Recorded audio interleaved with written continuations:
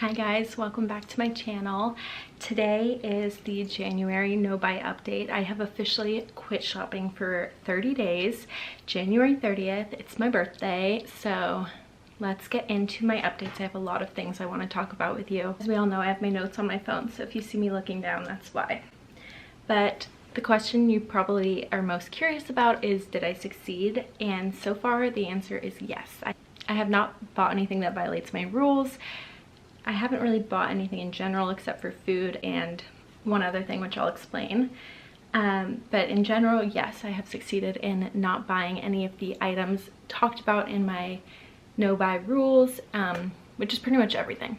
Like I said, I'm a very black and white person, so when I committed to this, I knew that I would try very, very hard to make sure I didn't buy anything.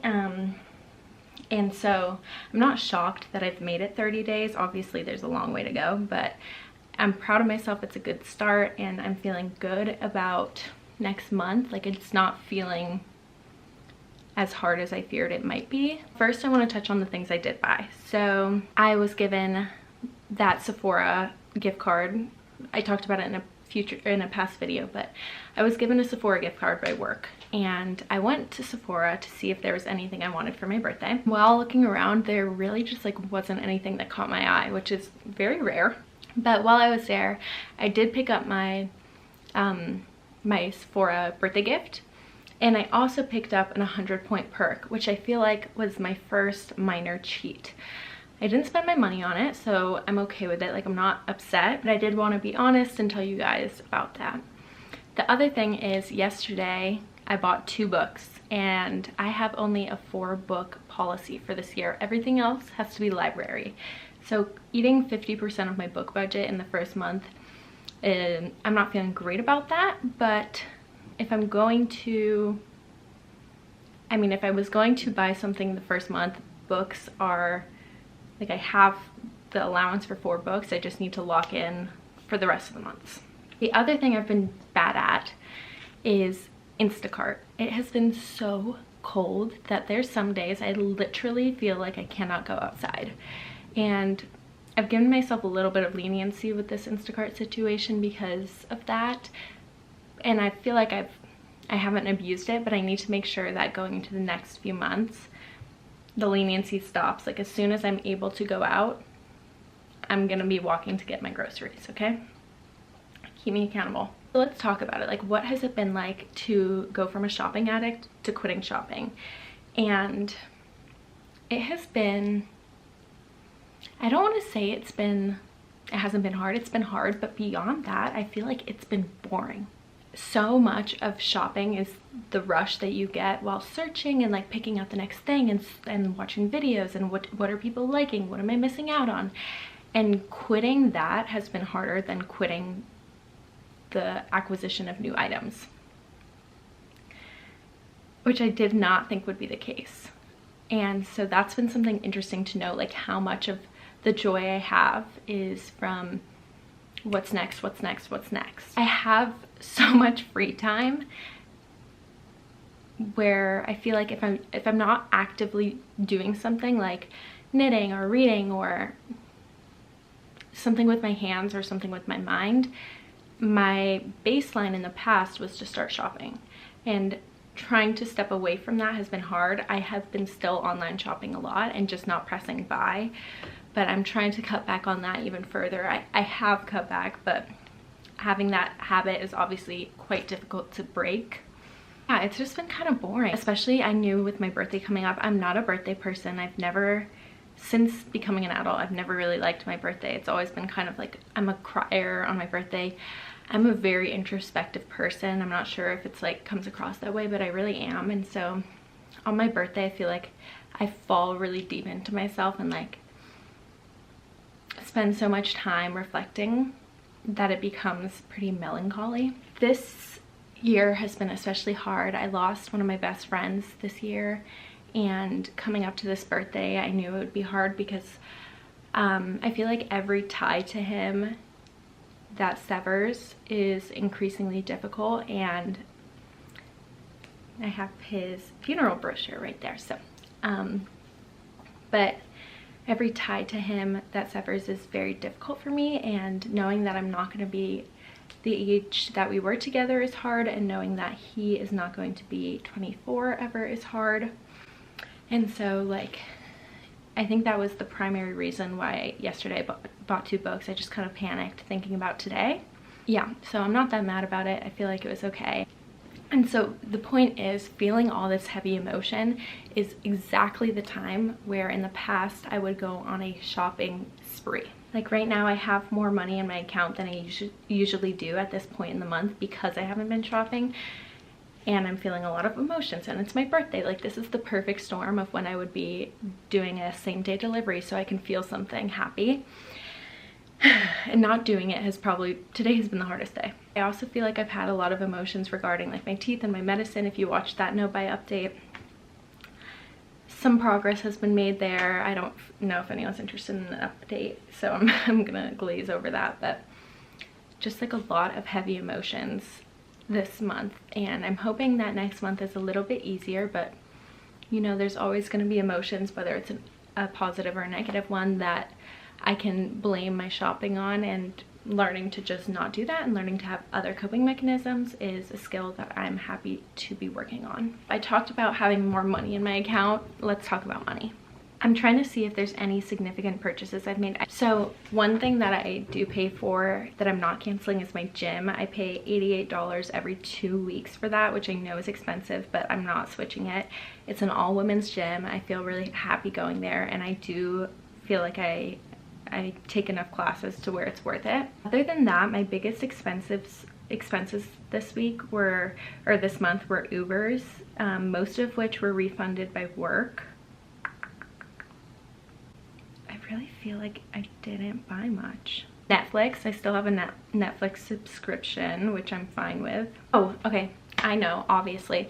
The one thing I spent $400 on was a flight to California. I'm going to California tomorrow, so that's really exciting. And yes, that is where I spent most of my money. But in terms of getting close to that $5,000 savings goal, I will say, like, I don't know how much I want to talk about exact numbers, but I'm like a good over halfway there, except pretty much all of that's going to go to my dental bills. So we're going to be right back at zero, but that's okay, right? Like at least I have the money to pay for my dental bills. That's really great. And I'm feeling really proud of myself that I have what is to me a significant amount of cash in my bank account, and I'm not spending it irresponsibly. Okay, there's some other things I wanted to talk about in terms of my channel and like what it's been like, because that's also coincided with the 30 days of not shopping. One thing is showing you guys what I already have. Like I have been trying to go about doing that, and I started doing that with my eyeshadows, partly because I felt like it was a big collection, because I wanted you guys to really understand the extent of the issue I had, I don't know, I'm working on. And some of the comments on that were really mean. And well, someone, for example, just commented pure greed, and it's hard to put stuff on the internet that I already feel ashamed about. Like I made the disclaimer that I had this shopping issue, and then for people to hear that and still be like, we don't care, you're greedy. I don't know, it was discouraging, and it made me feel kind of nervous to continue posting about what I already have. I'm not gonna stop. Like I know that I made this commitment to you guys, and I want to be honest, and it's also my channel, like I can do whatever I want. But that was a little bit hard. I wanted to talk about something that's been coming up a lot in my own mind, which is the line between people who make money in like a normal way. Like we're not talking millionaires, billionaires, people like me who make money should be able to purchase whatever they want. Like it's their money, their hard-earned money. But then I think about how much I was over consuming for unhealthy reasons, and I look at TikTok and I'm like, these people restocking their bathroom and like this single-use stuff, and it's so hard because I feel like there is a right to comment on the fact that overconsumption is dangerous, and not just financially, like clearly there's a mental component and then also environmental component. But how can I acknowledge that and also be like, it's your money, you can spend what you want on it? I think there just needs to be that shift of like, taking time to really make sure it's something you want and eliminating the impulse purchase.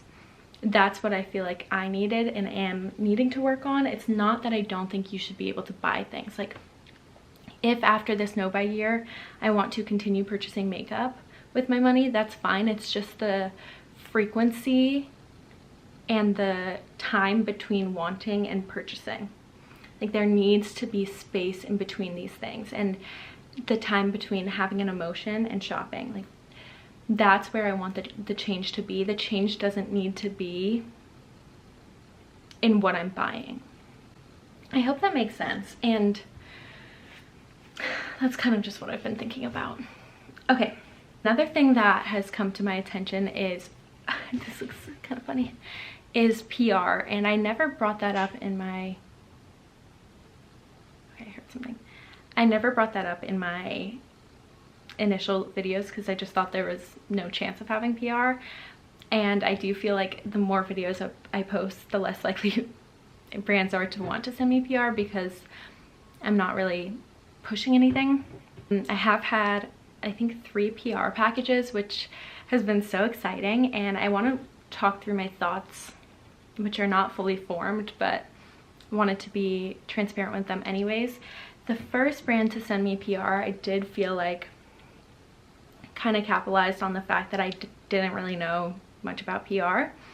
Like, they offered to send me a code for my followers. I said I'm good, like, my channel is about conscious consumption, I don't want to be pushing anything, thank you. And then I received the item and they were like, okay, so can you post the code? And I was like, no, I'm not gonna post the code, sorry. It's not like they were mad, but I felt a little bit like, I already told you what my channel's about, like, I'm not gonna do that. And so now the other 2 packages, I've been very clear, like, if you're expecting me to do anything, I'm not gonna do it. Like, I'm not gonna share my code, I'm not gonna tell people to purchase it. I guess if there was, like, the only time I could ever really see myself doing that is if it's something I already own and use and love, and a brand were to be like, do you want to collaborate?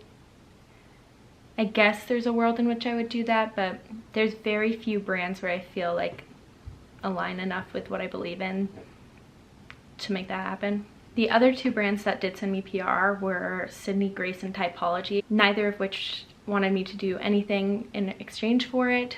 Sydney Grace is so, like, near and dear to my heart. I remember every Christmas and July sale saving up for it, and so that was, like, truly shocking for me. Typology I've never tried, I'm really excited to. In terms of PR, like, I'll only receive things if they know that I'm not going to push them on people. And I kind of was like, honestly, just so shocked that people wanted to send it to me that I had just accepted before thinking about whether it contradicts my no buy year. And I think the answer is, like, honestly, no, because for me it was more about my money and my shopping. And it's not like I can shop for PR. Like, if someone wants to email me, that's on them. Again, I don't think it's really gonna happen anymore, but in the event that it does, I'll only showcase something if and when I have tested it and decide if I like it or not, and if it's naturally going to be integrated into a video I already planned. So it's kind of just like a fun bonus of putting a lot of time and energy into the things I produce. I think if there ever came a time where it felt overwhelming, then I would obviously shut that down. But for right now, it's like, I kind of feel like I've gotten the PR I'm gonna get. I don't know if that's true or not, but yeah, that's kind of how I feel. I don't know. What do you guys think about that? I know people had asked, someone specifically commented and wanted to hear my thoughts on it. So those are my thoughts. And I think also I'm gonna do kind of like a bi-monthly update on everything I've received, everything that's entered my life, and kind of talk through if I'm keeping it or getting rid of it. And I'm not just talking about PR. Like, it's my birthday. People might get me things. I don't know, I'm still buying stuff occasionally, like my books, or I don't really know what else an example would be. Just everything that's entered my life every 2 months. So I think I'm gonna do that. So at the end of next month, I'll show you everything that's been accumulated from January and February. Okay, that's PR. I think that was pretty much it. So 30 days down, doing pretty well. In February, you can expect more declutters. I also have some makeup videos planned, body care declutter, and I think I'm gonna do a weekend vlog when I'm in California. I also have a video of things that are cheering me up. So that's kind of what's on the docket for February, but as you know, I kind of post more than once a week, so what will be, and I hope to see you soon, and love you. Bye.